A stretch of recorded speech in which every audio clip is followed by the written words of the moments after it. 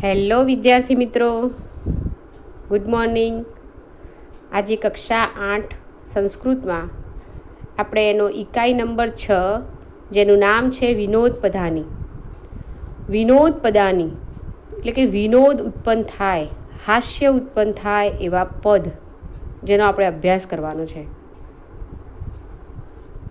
વિદ્યાર્થીઓને હાસ્યની સાથે સાથે ઊંડી સમજ મળે, એટલે કે એમની સમજ કેળવાય એ માટે અહીંયા નાના નાના છંદ આપેલા છે.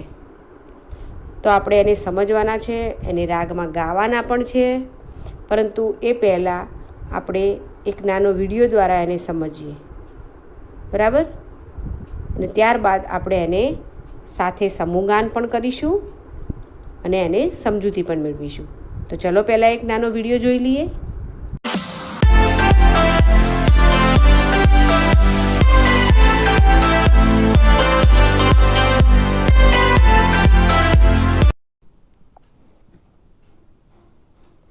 षष्ठः पाठः विनोद पद्यानि.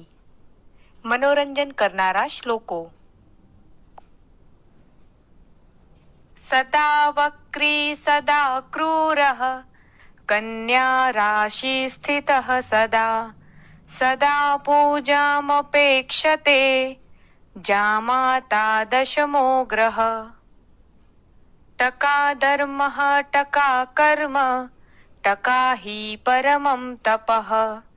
यस्य हस्ते टका नास्ति हाटके टकटकायते. घटं भिन्द्यात् पटं छिन्द्यात् कुर्याद्रासबरोहणम्. येन केन प्रकारेण प्रसिद्धः पुरुषो भवेत्. उष्ट्राणां हि विवाहेषु गीतं गायन्ति गर्दभः. परस्परं प्रशंसन्ति अहो रूपम् अहो ध्वनिः. कन्या वरयते रूपं माता वित्तं पिता श्रुतं. बान्धवः कुलमिच्छन्ति मिष्टान्नं मितरे जनः. वैधराज नमस्तुभ्यं यमराज सहोदर. यमस्तु हरति प्राणान् वैद्यः प्राणान् धनानि च. सदा वक्री सदा क्रूरः कन्या राशि स्थितः सदा सदा पूजामपेक्षते जामाता दशमो ग्रह. ભાવાર્થ: હંમેશા વાંકો, હંમેશા નિર્દયી અને હંમેશા કન્યા રાશિમાં રહેલો તે હંમેશા આદર સત્કારની અપેક્ષા રાખે છે. આથી જમાઈ 10મો ગ્રહ છે. સમજૂતી: અહીં કન્યા રાશિમાં રહેલા એટલે કે કન્યાને પરણેલા જમાઈને નવગ્રહો પછીનો 10મો ગ્રહ કહ્યો છે. જો જમાઈના આદર સત્કારમાં કોઈ કમી રહી જાય તો જમાઈ નારાજ થઈ જાય છે. આથી અહીં તેને વક્ર અને ક્રૂર કહ્યો છે. આ શ્લોકમાં કન્યા રાશિમાં રહેલો 10મો ગ્રહ કહીને જમાઈ પર કટાક્ષ કરેલ છે. ટકા ધર્મઃ ટકા કર્મ ટકા હિ પરમં તપઃ. યસ્ય હસ્તે ટકા નાસ્તિ હાટકે ટકટકાયતે.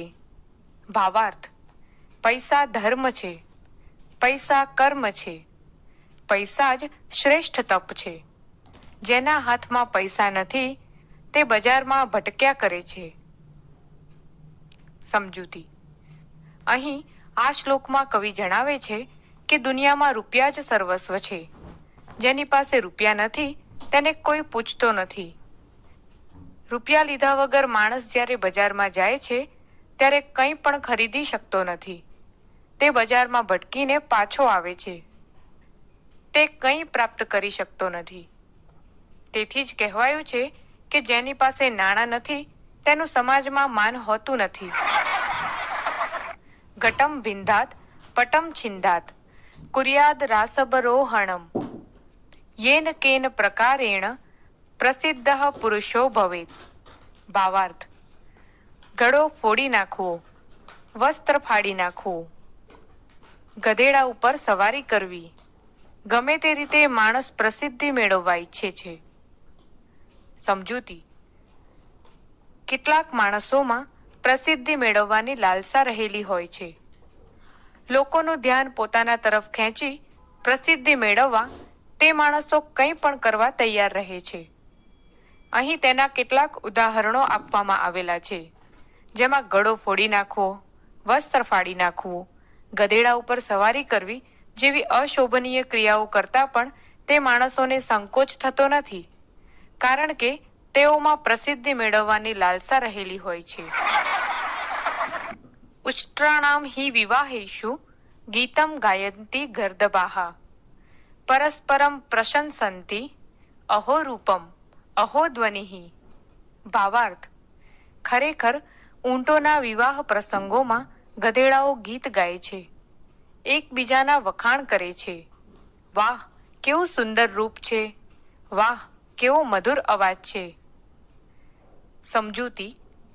અહીં ગધેડાઓ અને ઊંટો પરસ્પર એકબીજાની પ્રશંસા કરે છે. તેનું દ્રષ્ટાંત આપી કવિએ આજના સમાજની વિષમ પરિસ્થિતિ રજૂ કરી છે. કદરૂપા ઊંટો જેવા ઉચ્ચ અધિકારીઓ અને બેસુરો અવાજ કરતા ગધેડાઓ જેવા ખુશામતખોરો એકબીજાના વખાણ કરતા રહે છે. આ વાતનો અહીં સંકેત કરવામાં આવ્યો છે. કન્યા વરયતે રૂપમ માતા વિત્તમ પિતા શ્રુતમ બાંધવાઃ કુલમિચ્છન્તિ મિષ્ટાન્નમ ઇતરે જનઃ. ભાવાર્થ.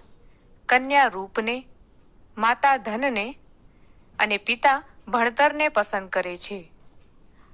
સગા વહાલા ઉચ્ચ કુળ અને બીજા લોકો મીઠાઈ ઈચ્છે છે.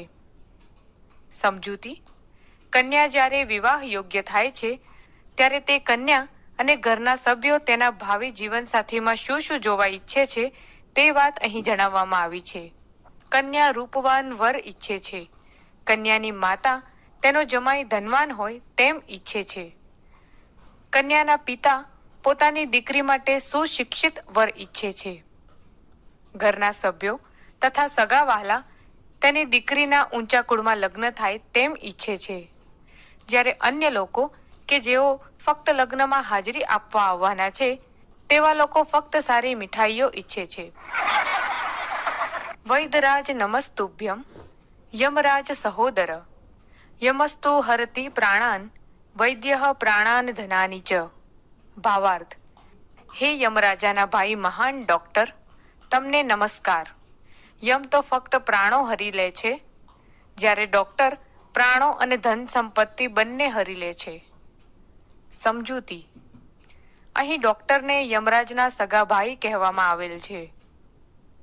યમરાજ જેમ લોકોના પ્રાણો લઈ લે છે તેમ ડોક્ટર પણ લોકોના પ્રાણો તો લઈ જ લે છે, સાથે સાથે સારવારના ખર્ચ રૂપે તે લોકોની ધન સંપત્તિ પણ લઈ લે છે, તેમ કહી ડોક્ટર પર કટાક્ષ કરવામાં આવેલ છે.